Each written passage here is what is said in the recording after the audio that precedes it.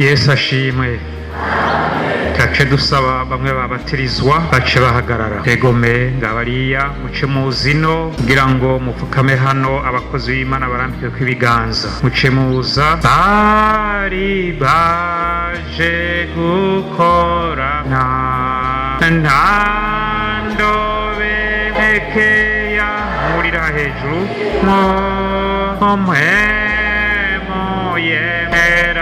niho yaza. Mupfukame tu n'Imana umwami tumanona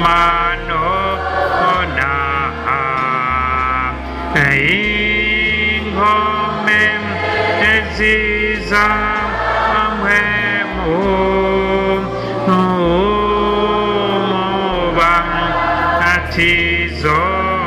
tizonuyo ubatize wese. Icambere nagira ngo mbanze nkeze ishengero rya hano mu Kigwati kuri aba bakristo bashasha. Uyu munago mushasha ubonetse, Yesu ahabwa icubahiro kandi turabakeje n'ubu nimusubireyo. Mugenda musirikire guhamagara kugira ngo abantu bakizwe baze mu bwami bwa data.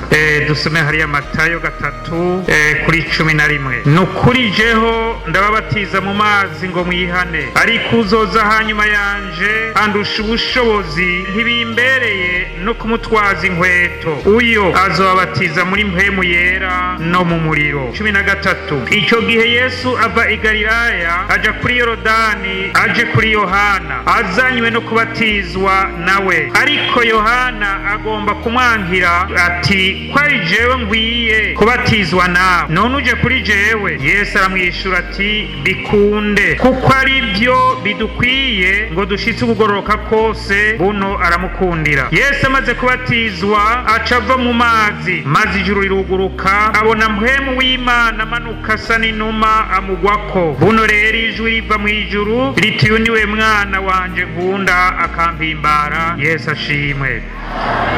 Hano turabona amajambo y'Imana. Bwa mbere Yohana Umubatizi yariko arakora igikorwa yari yatumwe nk'uko twavyumvise mu gitondo imbere yo kubatiriza aba bene data. Hanyuma rero ijambo ubu naho tugezeko ni iryo ku murongo wa 11 aho Yohana yavuga yuko ubatiza ari Yesu Kristo, ubatiza muri mpwemu yera. Kandi na Yesu ahejeje kubatizwa avuye mu mazi ngo mpwemu yera yaciye yururukira kuri we asa n'inuma. Uwo mwanya haciye haboneka ubutatu, bwaciye boneka bwose mu mwanya umwe. Hariho Yesu yari ngaho, hariho ijwi ry'Imana ryavuze, hariho na mpwemu yera. Yesu igihe aje kubatirizwa yaciye agenda gusenga, aca rero arageragezwa na wa mugwaniza aramugerageza, ariko yaranesheje.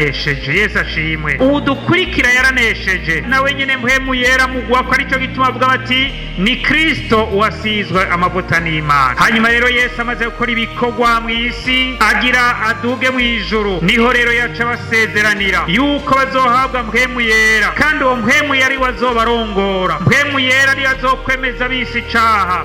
Arababarira ati kandi ntimuve i Yerusalemu, agira agende mu ijuru. Hariya mu gice ca mbere c'ivyakozwe n'intumwa, reka tuhasome. Turabona Yesu ariko aragenda agira aje mu ijuru, ariko arabasezera. Igice ca mbere umurongo wa 4, maze akoranye nabo arabihanikiza ngo ntibave i Yerusalemu, atariko murorere sezerano iryo mwanyumvanye, kuko Yohana yabatisha amazi, ariko mweho mu minsi itari myinshi muzobatizwa na mpwemu yera. Yesu ahabwa icubahiro. Aha rero mwarihanye, muremera, murizera, murakira Yesu Kristo nk'umukiza wanyu, muhejeye kubatirizwa. Yesu arabarira abigishwa rero ati mu minsi itari myinshi muzobatizwa na mpwemu yera. Ubu naho rero mugende musenge kugira ngo mpwemu yera muronke mpwemu yera, muhatirize mu bushobozi bwa mpwemu yera. Kandi n'ubu nyene uvyizere birashoboka, kandi nejo birashoboka,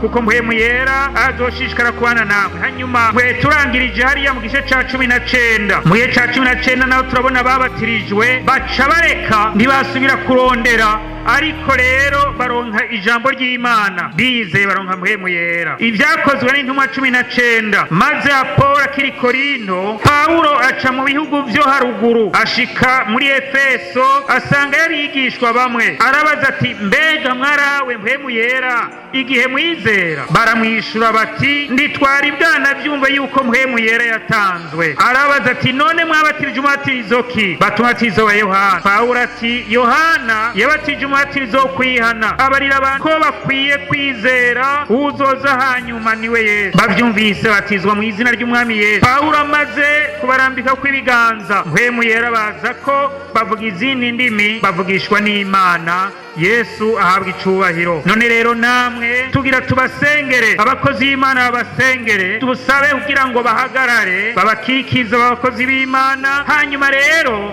mpwemu yera yurukire kuri mwebwe. Iri sezerano ni kuva kera, na Yoweli yari yarabihanuye yuko misi y'iherezo Imana izosuka mpwemu wayo ku bari n'umubiri bose, abahungu n'abakobwa bazovugishwa. Rero mwizere, isezerano ni iryawe. Wambwa uti Imana ryasezerano nurishitse, Yesu abagirire neza. None reka dusenga Imana. Mana nyene ubushobozi bwose, turagushimiye Mana, isezerano ko ari iryawe, kandi we wamushitse isezerano, uri umudahemuka ku masezerano. Iryo wasezeranye uzorishitsa.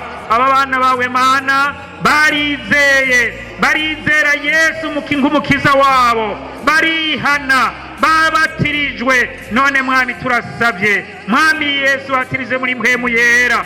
Turabasabye umubatizo wa mpwemu yera, turabasabiye mpwemu yera yurukire kuri bo, ngakuma yurukira kuri wewe, n'ubu yurukire kuri bo, mu izina rya Yesu, mu izina rya Yesu, mu izina rya Yesu. Kaze mpwemu yera, kaze mpwemu yera. Kandi turasabye mwami ingabire, ubahe no kuri za ngabire. Mpwemu yera zobagabira ingabire, umwe wese uko akwiye kugukorera. Ushishikare kubagirira neza, babe mu bushobozi bwawe, mu bushobozi bwa mpwemu yera. Barongorwe na mpwemu, bakomezwe na mpwemu, bigishwe na mpwemu, bazojanwe mu ijuru na mpwemu. Urakoze mwami kuvyumvise, tubisabye mu izina rya Yesu Kristo umukiza wacu, amen. Yesu abahezagire.